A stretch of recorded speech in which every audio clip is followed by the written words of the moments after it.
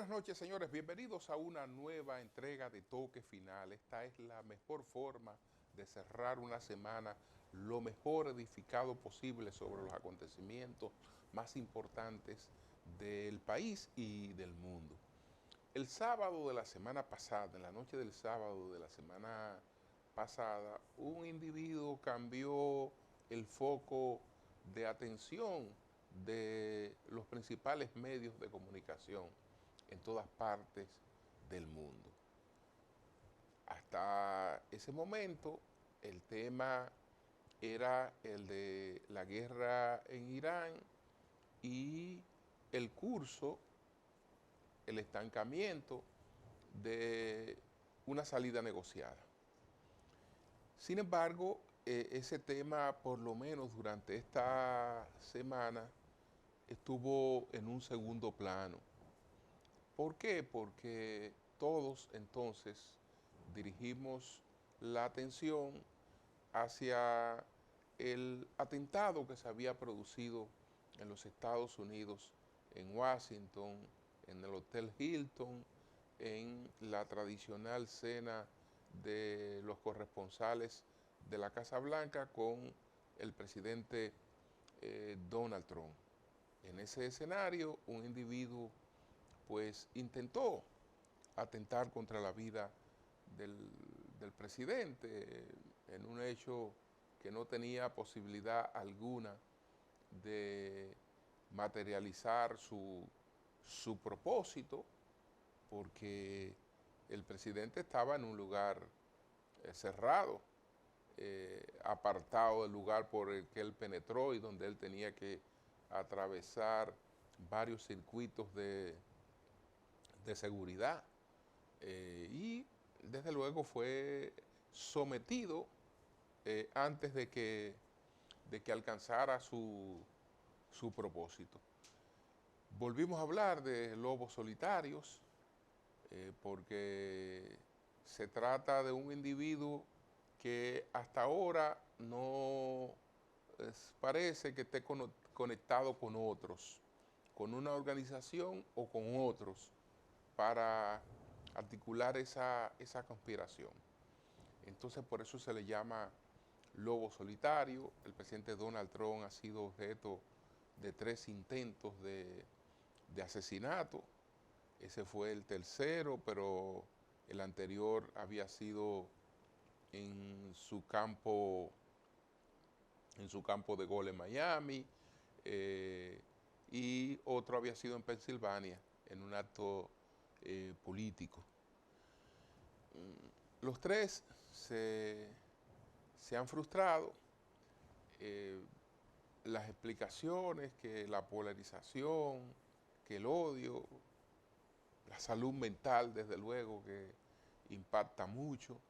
El individuo que ha protagonizado este hecho no tiene razón alguna para ser una persona que experimente frustración, a menos de que no esté viviendo otra cuestión en su mente, porque es un ingeniero mecánico, también especializado en informática, diseñador de videojuegos, apenas 31 años de edad, un estadounidense que tuvo el privilegio de pertenecer a su familia, que le pagó sus estudios en una universidad privada en Estados Unidos. Es decir, estamos hablando que un hombre a esa edad, con sus especialidades, tenía la forma de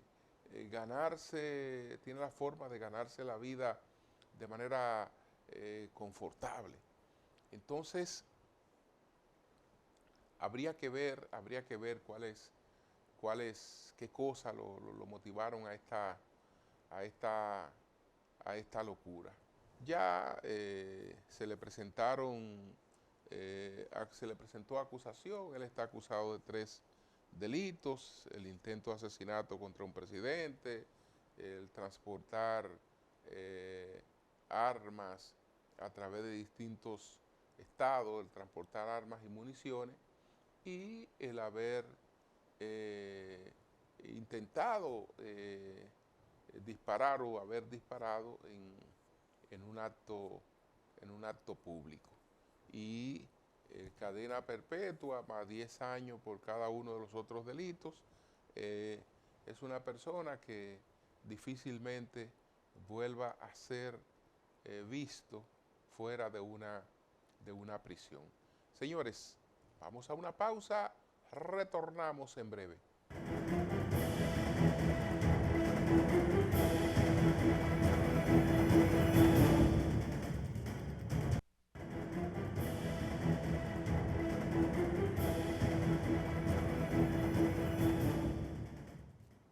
Bueno, esta semana el país recibió la visita del canciller español.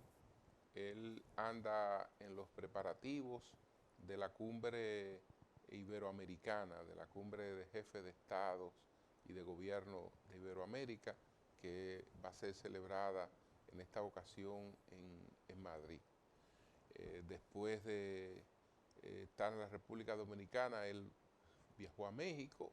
México no participó en la cumbre anterior con el pretexto de que no se había invitado a Cuba y que no estaba Venezuela. Bueno, Venezuela va a ser invitada, Delcy Rodríguez va a ser invitada y la presidenta Claudia Sheinbaum ha ido acercándose a España después de la separación de López Obrador, que insistía en que España debía pedir disculpas a México por los abusos que se cometieron en la conquista. Es decir, España debía pedir excusas a México por haber creado a México. México no existiera sin la conquista de España. Es decir, quien hace a México es España y es la conquista. 8,000 tribus separadas, caníbales, etcétera, no constituían una nación. El caso es que esta cumbre es importante.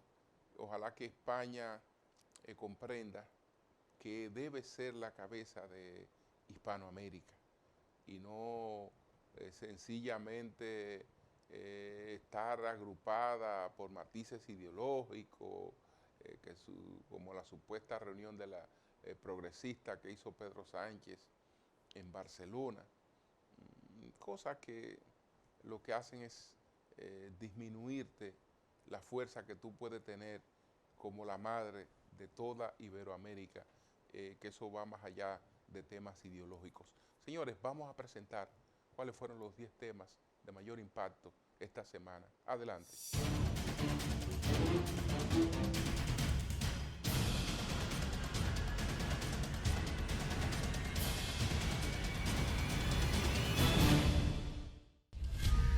Diversos sectores sociales realizaron el pasado lunes una huelga general de 24 horas en el municipio de San Juan de la Maguana, provincia de San Juan, en rechazo al proyecto de la minera canadiense Gold Quest en la zona de Romero. La jornada incluyó manifestaciones, marchas, quema de neumáticos y bloqueo de calles en distintos puntos de la ciudad. De acuerdo con los organizadores, agrupados en el Comité Unido por el Rescate del Agua y la Vida, el paro contó con un respaldo superior al 95%, reflejado en el cierre de comercios, centros educativos y actividades empresariales. Tras las manifestaciones, la empresa minera Gold Quest manifestó que está dispuesta a acoger los resultados de los estudios de factibilidad sobre la propuesta de explotación minera en San Juan de la Maguana y reafirmaron que esa actividad sería sostenible con el medio ambiente. De forma reiterativa, sus ejecutivos indicaron que estarán en el país aportando empleo y divisas. Sin embargo, reconocen que no cuentan con el apoyo de la comunidad, por lo que piden ser escuchados. El proyecto Romero contempla una inversión inicial superior a los $400 millones y tiene el potencial de generar unos $3.500 millones en exportaciones, así como más de $1.000 millones en ingresos fiscales para el Estado dominicano. Asimismo, se estima la creación de alrededor de 6.000 empleos directos e indirectos, lo que impulsaría sectores como el comercio, transporte y servicios en la provincia. El exteniente coronel de la policía Hans Wender Lluveres Sánchez, recientemente sentenciado a 30 años de prisión por la acusación de encabezar una red de tráfico internacional de drogas, fallado ahorcado en la cárcel de Paso de San Luis, provincia Santo Domingo. Lluveres Sánchez había sido repatriado de Estados Unidos en octubre pasado, luego de 6 años de haber sido declarado prófugo por eludir la justicia dominicana al ser acusado de encabezar una red de militares, policías y civiles dominicanos y venezolanos vinculados al narcotráfico, a los que el año 2015 se le ocuparon 450 paquetes de cocaína con un peso de 454 kilogramos. La trama se originó el 17 de marzo de 2015 cuando una operación coordinada entre el Ministerio Público y la Dirección Nacional de Control de Drogas, DNCD, permitió interceptar una aeronave privada procedente de Venezuela en el Aeropuerto Internacional de las Américas. En el 2019, Lluveres Sánchez fue declarado en rebeldía por no acudir a las audiencias del proceso judicial en su contra. Había huido del país y el 15 de octubre de 2025 fue deportado desde Estados Unidos.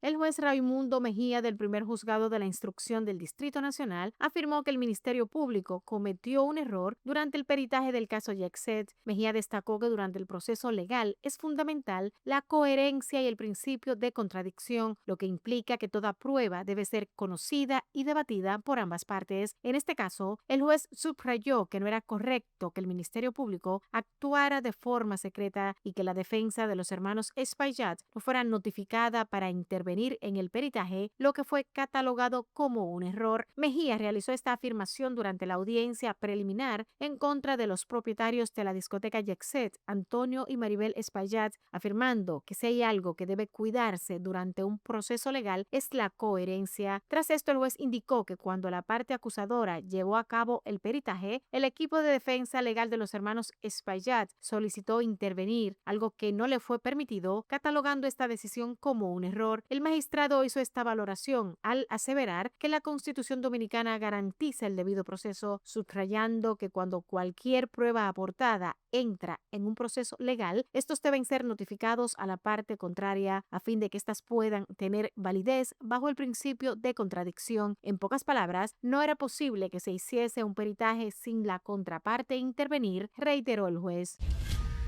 El juez José Rafael de Asis, coordinador de los juzgados de la instrucción de Santiago, impuso 3 meses de prisión preventiva como medida de coerción contra 7 motoristas implicados en la muerte del conductor David Carlos Abreu Quesada, ocurrida tras una persecución. Los imputados son Adoni Antonio Ureña Ventura, Andrés Monclú González, Carlos Andrés Roa Morán, Miguel García Balbuena, Joan Frijoel Núñez, Juan Carlos Soto Ortiz y Kevin Francisco Mex Cruz. El grupo deberá cumplir la medida en distintos centros carcelarios del Cibao. De acuerdo con el Ministerio Público, el tribunal acogió de manera provisional la calificación jurídica de asociación de malhechores y asesinato, cargos que habían sido solicitados durante la audiencia de medida de coerción. Según el expediente acusatorio, el grupo se habría organizado para perseguir, interceptar y dar muerte a Abreu Quesada, quien laboraba como conductor de un camión recolector de desechos. Abreu Quesada falleció a causa de heridas de arma blanca mientras recibía atenciones médicas en el Hospital Presidente Estrella Ureña.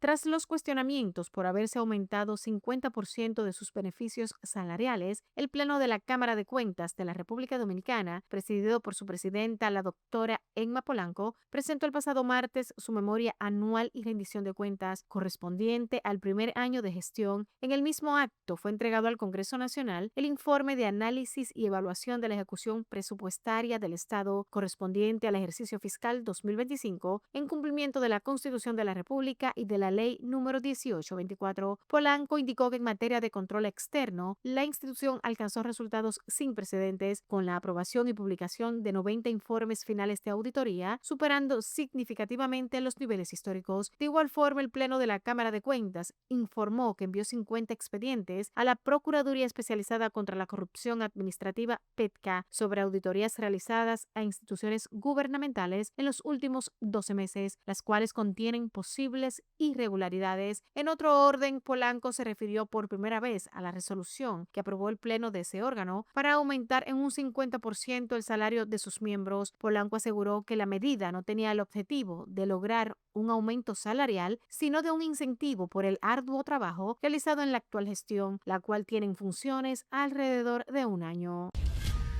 El presidente Luis Abinader aseguró que el gobierno trabaja diariamente con la mesa de precios y abastecimiento para estabilizar los precios ante la crisis internacional generada por la guerra de Estados Unidos e Israel contra Irán. El mandatario se refirió al tema durante un acto con el Instituto Nacional de Estabilización de Precios INESPRE en el Palacio Nacional, donde entregó 25 vehículos para la distribución y explicó que el objetivo es mejorar la eficiencia en la cadena de distribución, llegar más rápido, más eficiente entre el productor y el consumidor. El presidente indicó que uno de los principales objetivos del gobierno es amortiguar los precios de los alimentos básicos. El jefe de Estado insistió en que el Instituto Nacional de Estabilización de Precios INESPRE tiene que ser el puente entre el productor y el consumidor. En eso está el gobierno buscando precios justos para toda la población dominicana. El gobierno ha ejecutado de manera sistemática un plan basado en dos objetivos fundamentales: mantener las proyecciones de crecimiento económico del país y mitigar, especialmente las familias más vulnerables, el impacto de esta crisis. La Fundación del Círculo de Medios Digitales y Redes Sociales FUSINDRES, presidida por el periodista y abogado Kelvin Faña, presentó oficialmente el ranking de los 100 comunicadores más influyentes de la República Dominicana durante el año 2025, consolidando esta iniciativa como una referencia clave dentro del sector mediático nacional. De acuerdo con la entidad, esta tercera edición del ranking fue elaborada en conjunto con 3 empresas de relaciones públicas mediante encuestas realizadas a través de las plataformas Facebook e Instagram entre el 1 y el 15 de diciembre de 2025. El proceso alcanzó un total de 402.022 votos con la participación de 321 personas vinculadas al ámbito de la comunicación en el país, lo que según Fusindres refuerza la credibilidad y representatividad del estudio. La pregunta central que guió la investigación fue: ¿cuál es tu lista de los 100 mejores comunicadores de República Dominicana?, permitiendo identificar las figuras con mayor incidencia, reconocimiento e impacto tanto en medios tradicionales como digitales.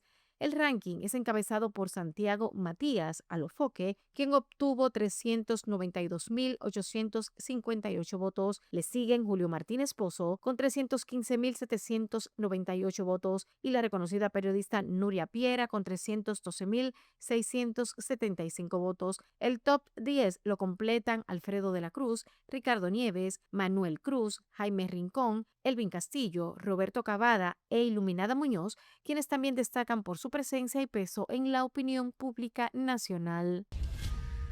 A más de 6 décadas de la intervención militar estadounidense del 28 de abril de 1965, este hecho histórico sigue siendo uno de los episodios más significativos en la defensa de la soberanía dominicana, tras haber marcado profundamente la política, la sociedad y la relación de la República Dominicana y los Estados Unidos. El 28 de abril de 1965, hace 61 años, en el contexto de la Guerra Civil Dominicana del 1965, más de 40.000 tropas norteamericanas desembarcaron en Santo Domingo con el argumento de proteger la vida de sus ciudadanos, así como evitar la expansión del comunismo en el Caribe. Sin embargo, el conflicto tenía raíces internas claras: restaurar el gobierno constitucional del profesor Juan Bosch, derrocado en el golpe de Estado de 1963, lo que dio lugar a enfrentamientos entre constitucionalistas y militares opuestos. Lejos de disminuir, las tensiones se intensificaron con la llegada de las tropas estadounidenses, lo que elevó el conflicto a una nueva escala, y las calles de Santo Domingo se convirtieron en el principal escenario de enfrentamientos, reflejando la determinación del pueblo de defender su derecho a la autodeterminación. En ese contexto, la participación de Francisco Alberto Caamaño Teñó fue clave. Durante la guerra se consolidó como el líder de los constitucionalistas, logrando agrupar militares, civiles y estudiantes en un mismo bando, lo que dio sentido a la gesta de abril como una lucha por la democracia. El conflicto comenzó a desescalar de manera progresiva tras la mediación de la Organización de los Estados Americanos, OEA, que facilitó un cese de los enfrentamientos y la instalación de un gobierno provisional. Dicho proceso dejó de lado el retorno inmediato de Bosch y condujo a la celebración de elecciones en 1966,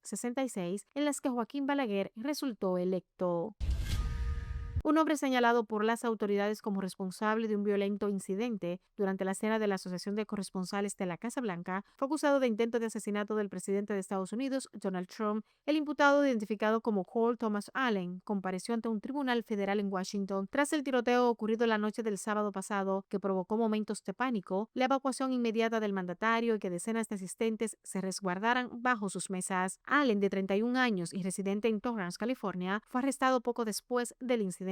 Según la acusación, Allen viajó en tren desde California hasta Chicago y posteriormente a Washington, donde se hospedó en el hotel que albergaba el evento, el cual contaba con estrictas medidas de seguridad. El intento de atentado contra el presidente estadounidense ha provocado una ola de conmoción internacional tras revelarse que el autor del ataque dejó un manifiesto escrito en el que expresaba un profundo odio político hacia el líder republicano. De acuerdo con fuentes de la investigación, el texto de aproximadamente 1000 palabras contiene un lenguaje extremadamente agresivo contra Trump, a quien responsabiliza de diversas injusticias políticas y sociales. En el documento, Allen también habría delineado sus intenciones, dejando entrever una motivación claramente ideológica.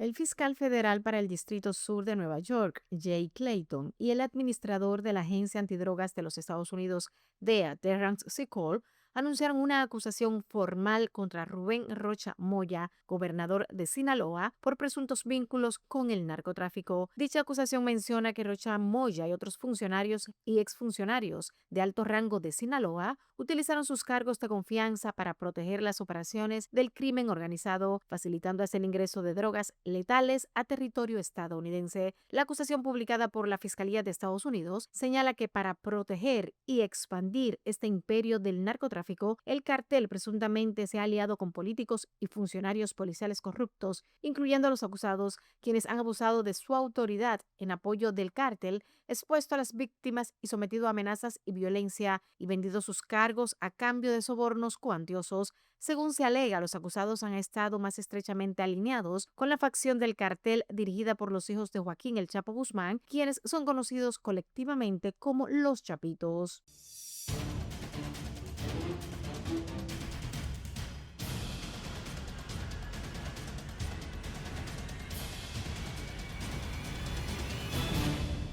Una pausa, retornamos en breve.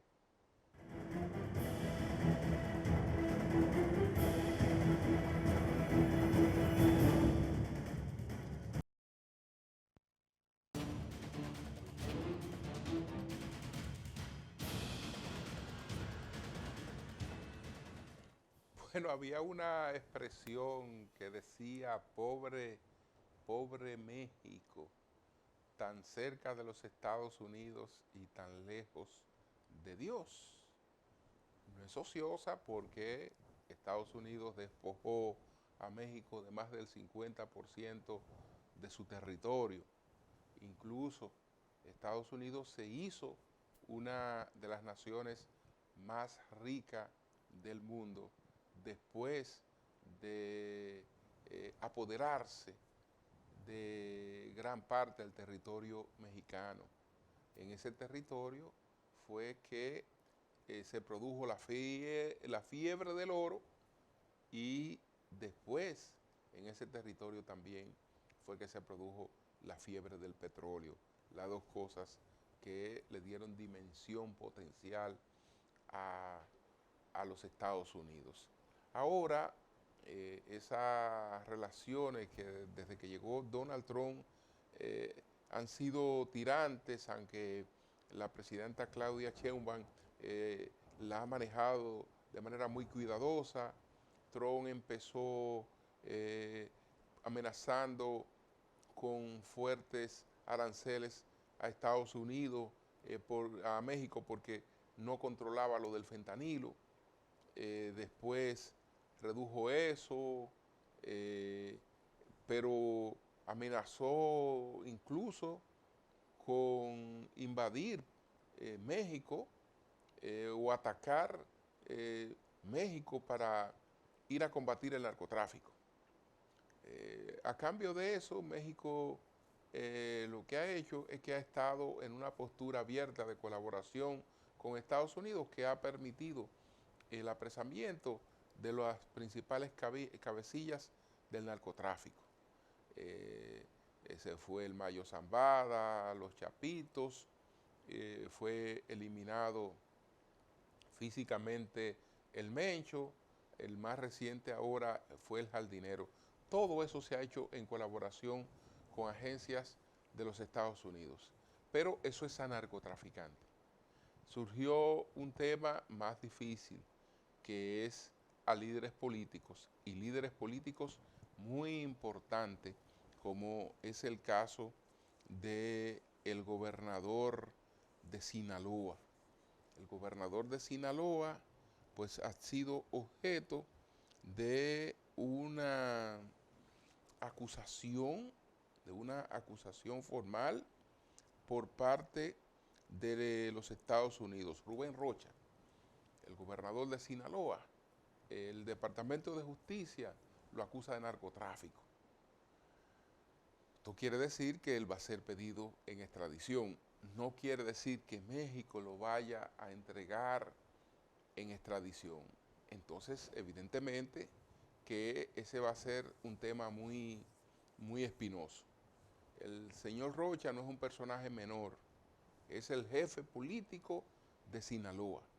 Él fue el que formó a Morena en Sinaloa. Él fue el principal puntal de apoyo de Claudia Sheinbaum en Sinaloa. Y es uno de los principales jefes de Morena, uno de los políticos más influyentes de Morena. Entonces, tanto a él como a un senador se le está acusando de narcotráfico. Después vienen otros casos. Entonces, es un tema difícil para Sheinbaum, muy difícil, porque ella está bajo la sombra de López Obrador. Y López Obrador no va a permitir. De hecho, este hombre no es la primera vez que se le acusa, que se le involucra en una serie de cosas, y siempre fue protegido por López Obrador. Y va a seguir siendo protegido por López Obrador. Pero además, como van las cosas, es probable que el propio López Obrador termine arrastrado con alguna vinculación con narcotráfico, porque él mantuvo una relación muy cercana con personas como esta, que ahora resulta que Estados Unidos dice que eran la justicia. Y cuando hablamos de la justicia quiere decir que ya tienen expedientes, que ya han sido investigados, que son cosas en firme, que son acusaciones en firme. Entonces, México está en una postura un poco difícil. Claudia heredó esa llamada guerra contra el narcotráfico que la inició Felipe Calderón.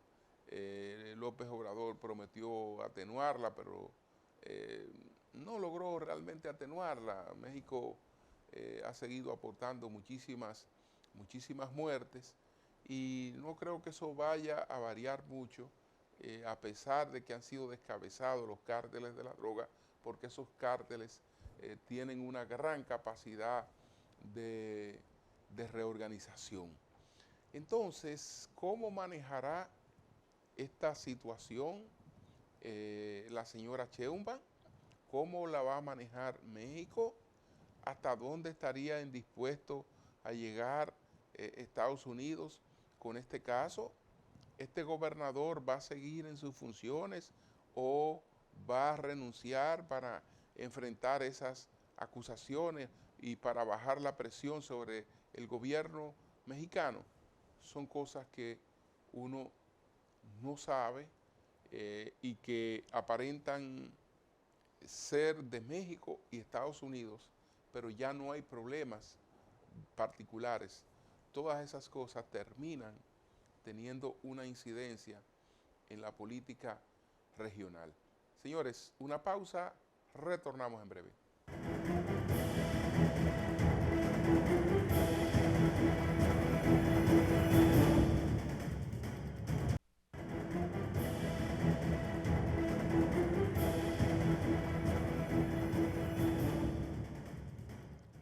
Bueno, se nos fue el mes de abril, ya estamos en mayo.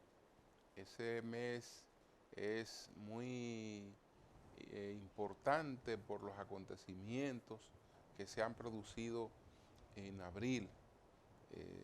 Hablamos, por ejemplo, de la guerra de abril de 1965. Estamos hablando también de la segunda intervención militar de Estados Unidos en la República Dominicana. Estamos hablando de una poblada que se registró en el país en abril de 1984 en la administración de Salvador Jorge Blanco, entre otras conmemoraciones importantes que forman parte de nuestra historia reciente.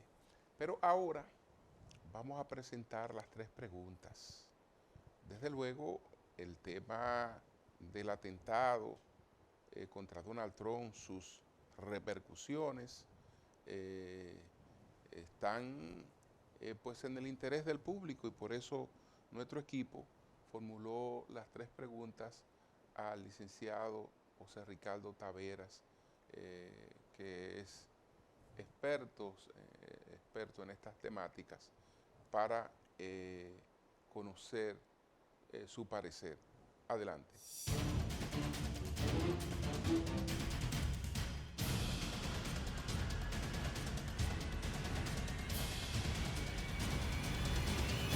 ¿Qué opina del atentado contra el presidente Donald Trump, que algunos entienden que pudo ser consentido para distraer la atención sobre el estancamiento de la guerra en Irán?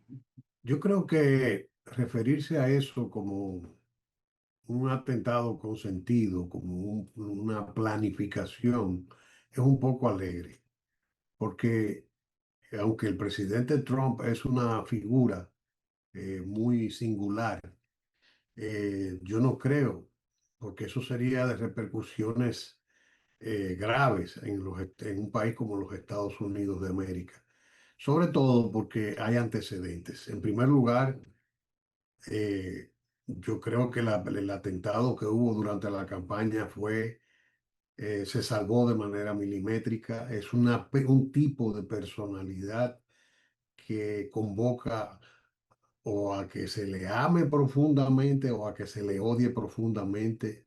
Él despierta realmente muchas pasiones en la política norteamericana y evidentemente su despliegue en el escenario político en los Estados Unidos ha determinado niveles de división que no se conocen recientemente en la sociedad norteamericana. Y esa es una sociedad violenta, es muy organizada, pero obviamente tiene antecedentes de violencia y los presidentes con perfiles de este tipo, pues normalmente generan atentados de ese tipo también. No podemos olvidar que también en el curso de la campaña se descubrió un plan para asesinarlo, precisamente dirigido por Irán, que algún militar iraní fue hecho prisionero en algún momento, por lo menos se determinó una trama en la que Irán estaba involucrada para matar a Trump antes de que fuera reelecto como presidente número 47. Yo no creo que en ese país, tampoco creo que sea necesario para distraer la atención sobre lo que pueda denominarse un aparente fracaso de la guerra de Irán, que nadie impulse un atentado de este tipo. Sobre todo porque implicaría niveles de complicidad difícilmente ocultables. De manera que yo descarto que eso haya podido ser un plan. ¿A qué atribuye un hecho como ese? ¿El presidente Trump habló de odio contra el cristianismo?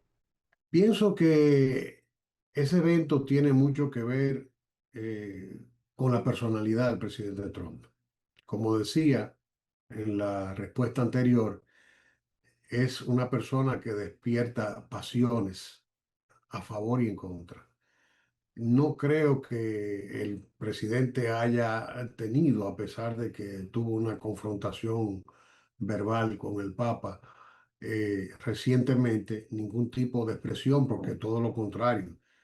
Trump ha sido un candidato y presidente asumido por los grupos cristianos porque es antiaborto, defiende al Estado de Israel y defiende los valores que en general defiende el cristianismo.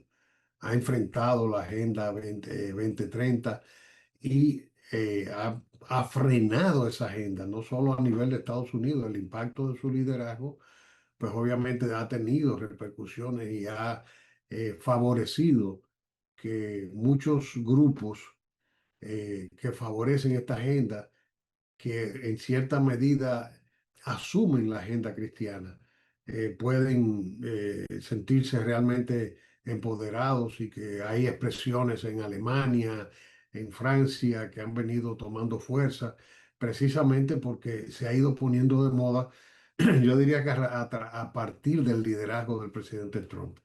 No creo que realmente sea ese el problema, más bien es la personalidad del presidente, porque no se destaca por ser un gran orador en el sentido de que tenga elegancia para decir las cosas.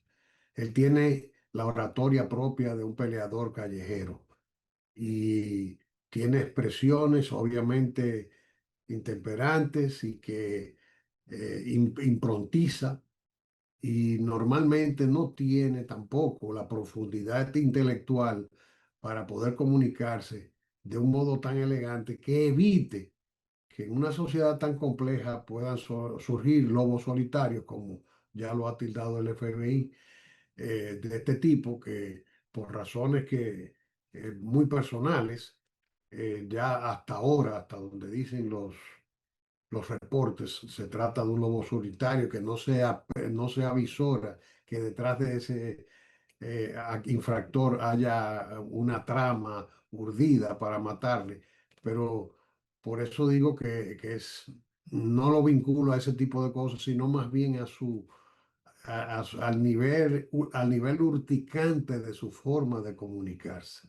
Porque las personas que le adversan llegan en algún momento a tener a generar un tipo de animadversión severa.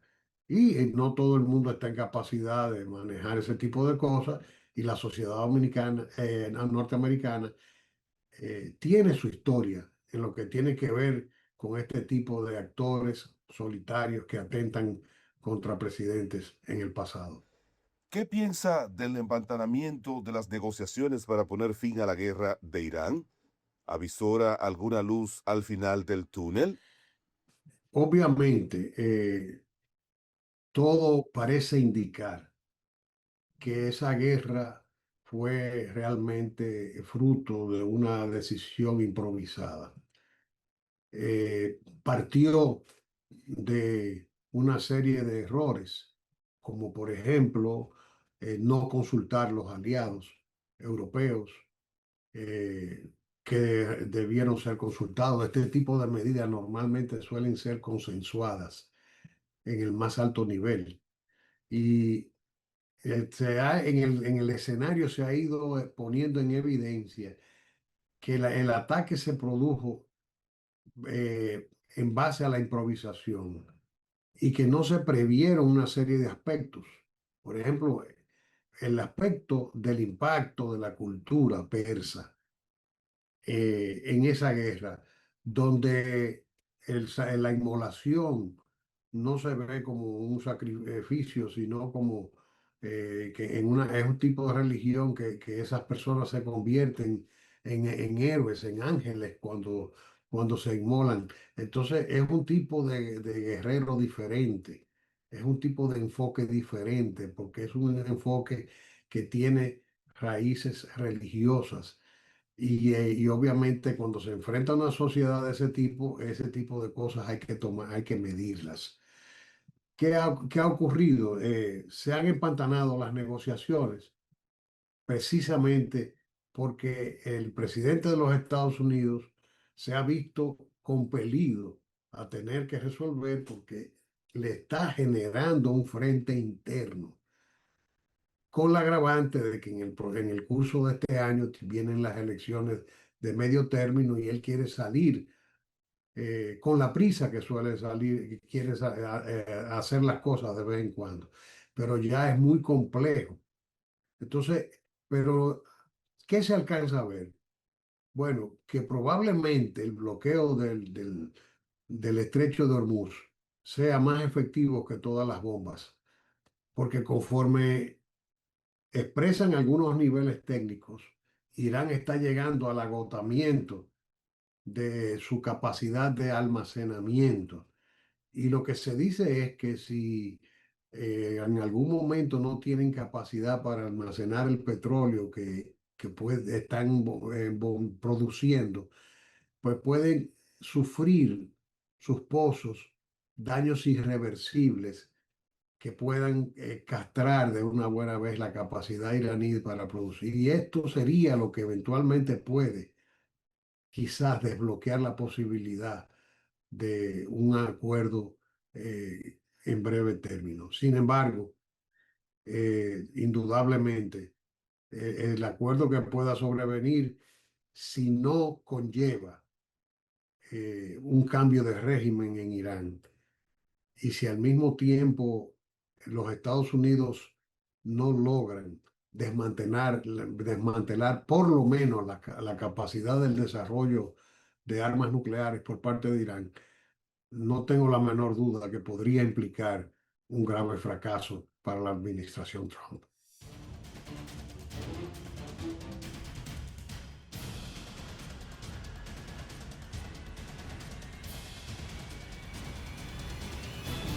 Una pausa, retornamos en breve.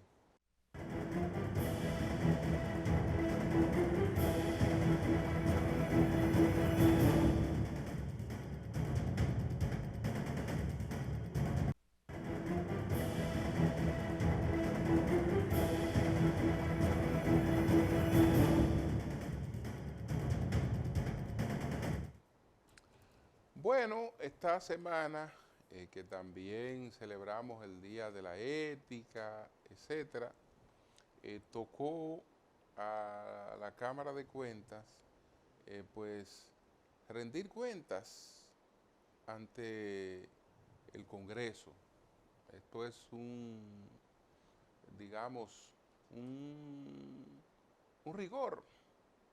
Esto es de rigor, esto está establecido todos los años, pero en circunstancias realmente muy lamentables, porque esa Cámara de Cuentas que va ante el Congreso ha violado descaradamente el artículo 140 de la Constitución, que impide que los funcionarios que manejan recursos públicos, instituciones centralizadas o descentralizadas, puedan adoptar medidas para incrementarse esos recursos, no importa el subterfugio a que apelen. Eso ahí no hay resquicio.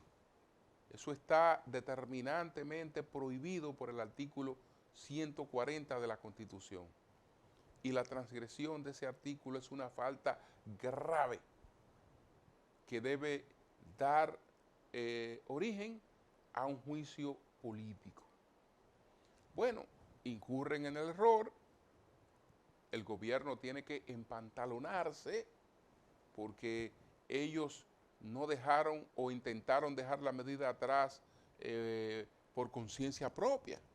No, ellos fueron obligados, porque desde Palacio se les advirtió que si no, a pesar de que supuestamente una entidad independiente, desde Palacio se les advirtió que si no dejaban esa medida sin efecto, se le haría un juicio político. Y ellos anunciaron que la medida se quedaba sin efecto. Y todo el consenso es que eso era un grave error que no se subsanaba con tratar de dejarlo sin efecto, y era más grave aún porque incluso ellos habían cobrado 2 meses de esos aumentos que se hicieron por el orden de un 50%. Hicieron la devolución y ya supuestamente eso, digamos, que dejaba sin efecto la transgresión, el delito, que eso lo dejaba sin efecto. No lo dejaba sin efecto. Pero peor aún, es decir, se ha cometido el error. El error ha generado muchísimas críticas, un escándalo en la circunstancia en la que se encuentra el mundo y se encuentra el país. Y aún así, la presidenta de la Cámara de Cuentas se atreve a justificar eso, a ir a plantear que ellos no se hicieron ningún aumento, que lo que pasa es que trabajaban demasiado y decidieron mejorarse los ingresos. Porque es que se pierde el sentido de la prudencia. Pero yo repito, aunque yo he sido muy crítico con esa dama que está ahí, porque ella no tiene condiciones para ser presidenta de la Cámara de Cuentas, nunca debió ser presidenta de la Cámara de Cuentas porque ella es auditable, tiene una auditoría pendiente de la Cámara de Cuentas que no resiste, entonces no podía ser colocada frente a la Cámara de Cuentas, sencillamente, si lo que estamos hablando es de transparencia. Entonces se comete el error y miren cómo se persiste en el error. E insisto que eso no es lo más grave, por ahí hay otras cositas también que ya se verán en lo adelante, porque tal vez para no crear una perturbación se decidió, bueno, no se le va a hacer juicio político, pero todo el mundo sabe que a 2 cámaras anteriores se le ha hecho juicio político por violaciones menos graves que esa que acaba de cometer esa Cámara de Cuentas, que si antes no tenía calidad para hacer el trabajo que requiere, ahora pues mucho menos. Muchas gracias a todos.